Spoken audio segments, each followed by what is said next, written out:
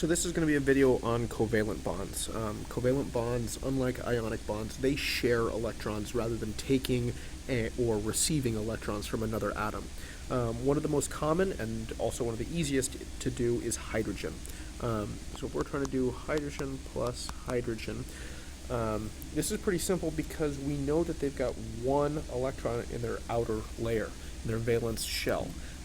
Hydrogen, being so small, only needs 2 electrons to be full. So it's very easy for the hydrogens to just share their 1 electron.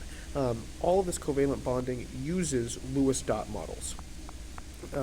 I have given you here an example of the first 10 and how they would look. So hydrogen will just do something like this with its little electron there, and this hydrogen will have its electron right there. And they are sharing that 1 electron. Or they're sharing each other's 1 electron. So we can also draw it like that, where it's just a one single, I'll erase that and make that actually prettier. Boom. One line there shows that they're just sharing an electron each. That gets them up to 2, and now that's a stable or a more stable form of hydrogen. Pretty simple. Oxygen gets a little bit more complicated, but not much. So I've actually drawn it already over here, but we're going to do it, active. So here's oxygen, and here's oxygen. So he's got 1, 2, 3, and 4.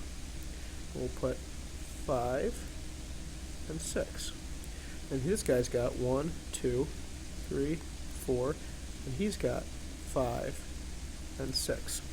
So if we actually count, we've got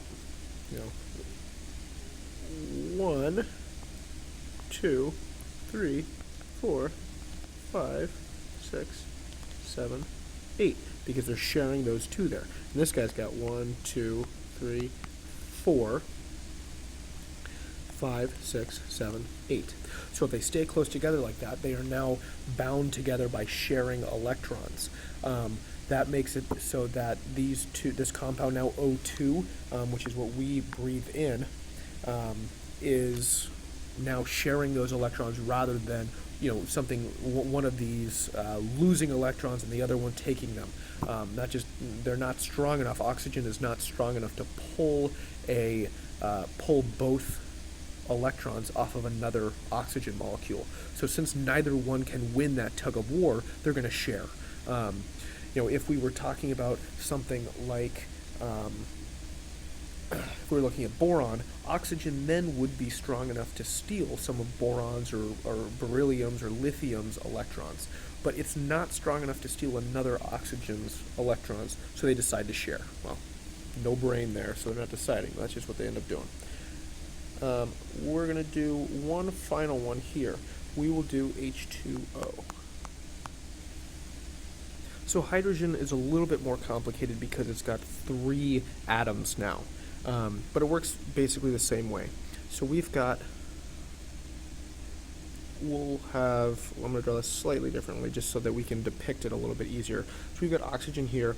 It'll have its 1, 2, 3, 4, 5, and 6. And you'll see why in a minute while I'm drawing those a little bit further away.